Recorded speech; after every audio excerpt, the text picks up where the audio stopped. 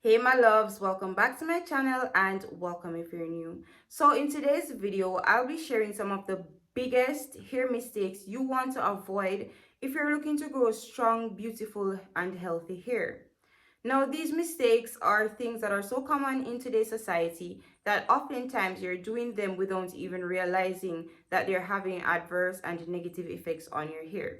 So in today's video, I'll be sharing some of these mistakes, and if you're interested, you can go ahead and stick around for the rest of the video. Now, with that being said, let us head right into today's video. Now, the first mistake I have on the list is overusing heating tools. Now, there are various reasons why a female might overuse heating tools. One of which, and I think this is probably the bigger portion of the reason, I would say these take up about 75% of that 100% of the reasons why you would use heating tools in your hair. And it was also the case for me at the period of time that I was using heating tool in my hair excessively, because there was a point in time where I was constantly, straightening my hair. And it stemmed from a place of insecurity. Growing up, I would often hear I would look prettier if my hair was straighter, or that's how my hair should have been long and straight. So as a child growing up hearing these things, you're like, my hair is ugly. I don't like my hair. I need to do this to fit in. Now, at the time, I was attending a high school where there were lots of like Indians, Chinese, and coolie there. So, people with long, pretty, silky hair. So I thought that my little 4C hair, because back then I had like short hair, like about here. So I thought that my hair was not beautiful and I did not love it. Hence why I started to straighten it a lot. But over time, I realized that my hair was frying, my hair was brittle, it was dry. And during that time, I was not knowledgeable about hair care. So learning to moisturize and hydrate my hair, those weren't things that I was doing. It was just wash with shampoo and put oil in it, and that was pretty much my routine throughout my teenage years. So imagine doing that alone and then applying excessive heat to your hair, the amount of damage that I had. So as I grew older, I pretty much learned to appreciate my hair. I love my hair. My hair is beautiful and I love it. So I've learned to appreciate the hair that I have. Now, for the remaining 25% of the reason, you might straighten your hair or use excessive heating in your hair simply because, one, it might be efficient for you. You might not have the time to let your hair air dry because of the profession that you have. So you find that blowing your hair out is more efficient.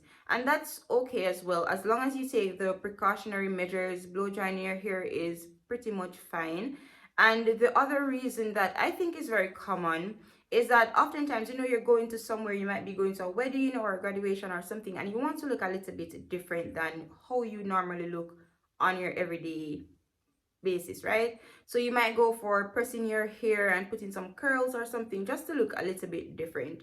So I think that most of the reason why people use excessive tool is from a place of not loving their hair and childhood trauma. And then the smaller reason, like about 25%, is maybe for efficient reasons or for styling and you want to look a little bit different. But overusing heat in your hair has a very negative effects. It weakens your hair, it causes your hair to become dry, dull, and brittle, especially if you're not doing taking the proper precautionary measures, like probably doing a hair mask, moisturizing and hydrating your hair. So overusing heating tools in your hair is one of the mistakes that you should avoid if you're trying to grow and retain healthy hair. And I'm not saying that you can't use heating tools in your hair, it's just the overdoing it that is the problem, and that will put you in a hair plateau. Now we're moving on to the second issue, which is experimenting with color in your hair. No, this I think is for people in their 20s and 30s.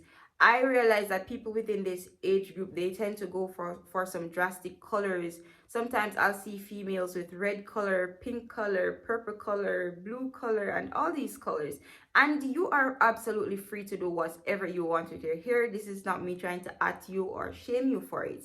But what I'm saying is that constantly dyeing your hair or constantly bleaching your hair over time weaken your hair, and it causes your hair to be damaged. So oftentimes you realize that a lot of people who bleach their hair or dye their hair frequently, for the year they're having like 4 or 5 different colors in their hair. These people after a while tend to have to cut off a significant amount of their hair because most of the hair tends to get damaged through this process. And it's a case where the care that is required for bleached and dye hair is way more than what is required for my natural black hair.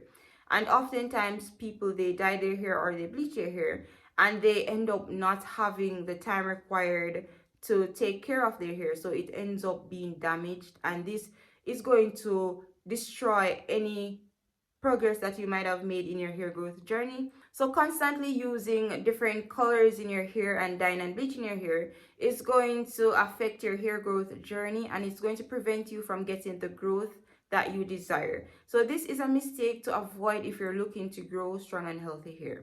Now, I'm not saying that you can't add a color to your hair or to the ends of your hair. You can most definitely add color to your hair and grow your hair.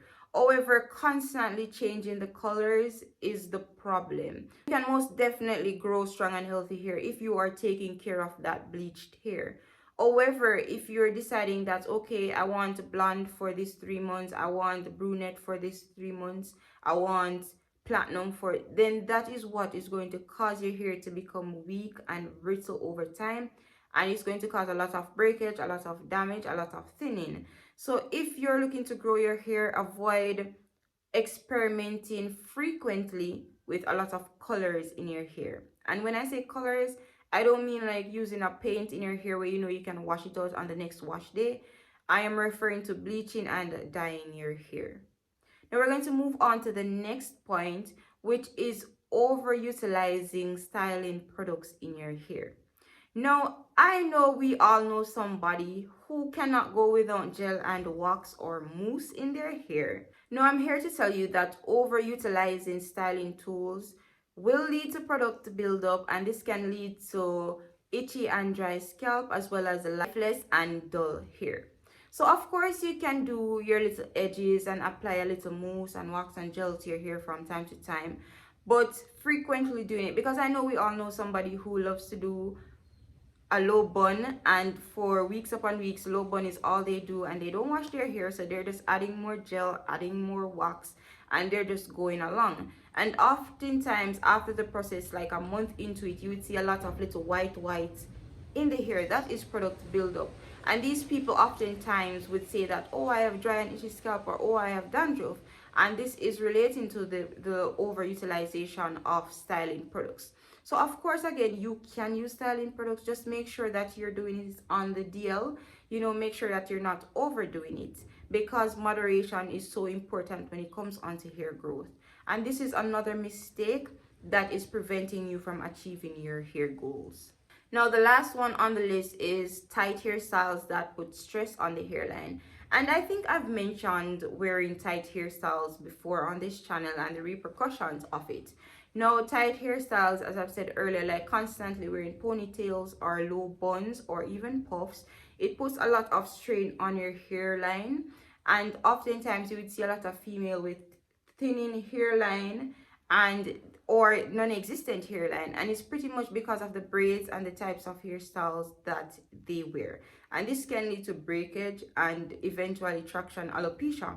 If you're looking to have healthy strong hair all around, investing in a protective styling for most of the time is very, very important. I'm not saying that you always have to wear twists like me, but putting away some of the styles like the tight braids or the tight ponytails or the tight buns can be so beneficial when it comes onto your hair growth journey.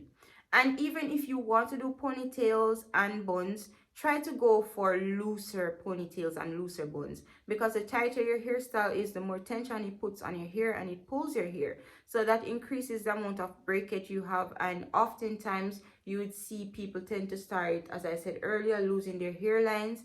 Maybe even the back of their hair or even the middle of their hair starts to get thinner, and this is primarily due to the type of hairstyles that they wear. So that's pretty much the end of the video. So if you guys found this video informative or useful, Or if you like the tips that I gave, then leave a comment, leave a like, and if you're new, subscribe. So until next time, bye my loves.